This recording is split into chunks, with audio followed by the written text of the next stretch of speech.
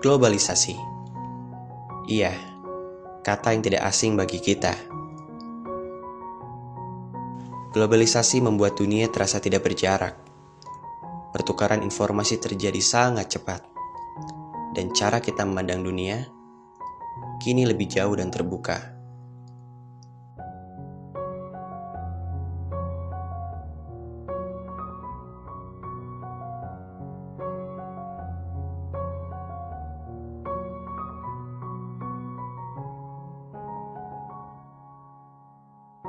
Pasti dulu kamu tidak menyangka kalau berbincang dengan teman mancanegara rasanya seperti berada di ruang yang sama.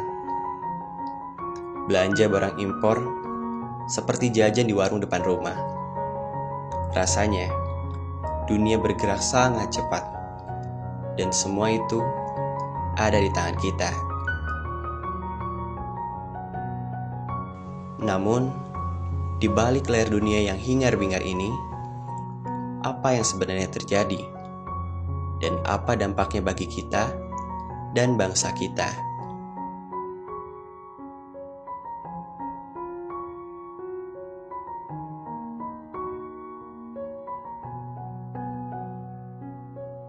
Kemunculan globalisasi sudah ada sejak manusia mengenal perdagangan internasional sekitar tahun 1000 hingga 1500 sebelum Masehi.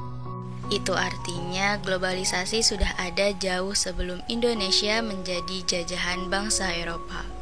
Baru pada abad ke-18 revolusi industri pertama terjadi di Inggris, di mana tenaga manusia dan hewan digantikan oleh mesin. Dan tidak berhenti sampai di situ. Tidak terasa revolusi industri kini sudah berada di tahap keempat. Kita tahu, tidak semua berdampak baik. Lalu, apa dampak buruk dari globalisasi ini bagi bangsa kita, terutama di bidang sosial?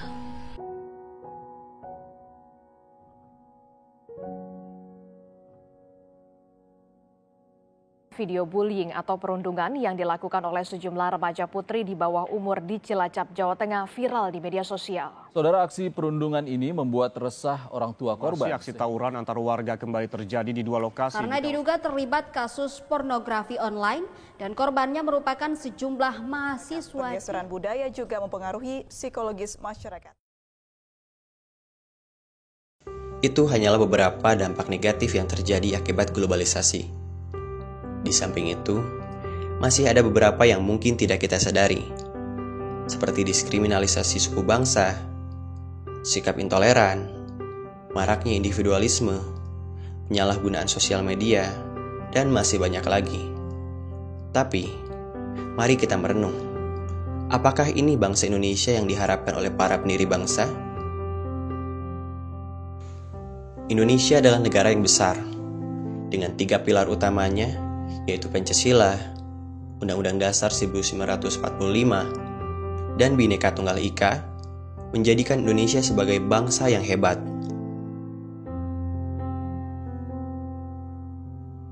Pancasila pertama kali diperkenalkan oleh Insinyur Soekarno pada 1 Juni tahun 45, pada Sidang Perumusan Dasar Negara bersama BPUPKI. Saat itu BPUPKI menyetujui bahwa usulan dari Soekarno dapat ditindaklanjuti dengan dibentuknya PPKI. Pancasila mengalami penyesuaian seiring langkahnya menuju kemerdekaan. Harus kita sadari bahwa perjalanan semua ini tidaklah mulus.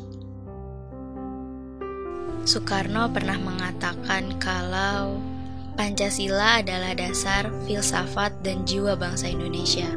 Nilai-nilai Pancasila digali dari bumi pertiwi Indonesia.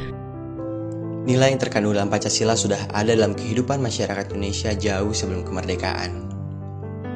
Budaya inilah yang ingin dipertahankan oleh para pendiri bangsa dengan menjadikan Pancasila sebagai ideologi negara.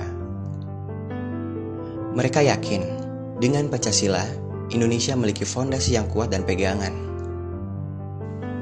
Ideologi Pancasila adalah cara kita memandang berdasarkan nilai luhur Pancasila. Sebagai identitas bangsa, Pancasila merupakan bangsa Indonesia itu sendiri, dengan karakter dan cirinya yang khas. Soekarno juga pernah mengatakan, tidak ada dua bangsa yang berjuang dengan cara yang sama. Setiap bangsa memiliki cara berjuangnya sendiri, mempunyai karakternya sendiri. Oleh karena itu, pada hakikatnya, bangsa sebagai individu mempunyai karakternya sendiri. Sudah seharusnya kita bangsa Indonesia memahami filosofi Pancasila dengan baik, agar keutuhan dan persatuan bangsa bisa terjaga. Hanya sayangnya, kini generasi muda sudah meninggalkan nilai-nilai Pancasila. Globalisasi menjanjikan kepada kita ideologi alternatif seperti radikalisme, liberalisme, dan ideologi lain yang mudah dijangkau, sehingga menurunkan eksistensi dan daya tarik Pancasila. Itulah alasannya, sosial budaya Indonesia mulai luntur. Gotong royong, musyawarah, kehidupan sosial yang rukun dan harmonis kini mulai pudar. Kita, bagaikan sapu lidi yang terlepas ikatannya.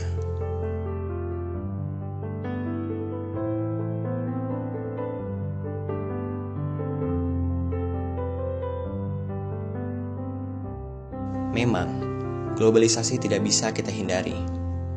Tapi setidaknya, kita punya Pancasila sebagai penyaring arus deras itu, sehingga arusnya tidak terlampau deras.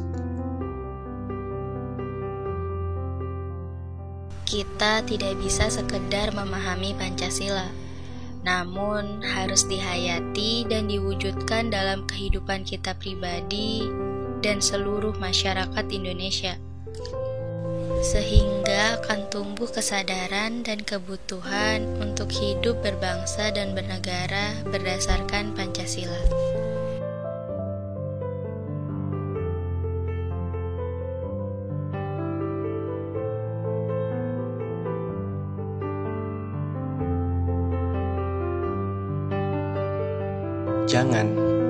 Jangan sampai kita lupa apa yang menyatukan kita semua. Jangan sampai kita lupa apa yang menjadikan bangsa ini ada. Dan jangan sampai kita lupa dengan cita-cita mulia yang diperjuangkan dari masa ke masa untuk kita dan anak cucu kita. Terima kasih.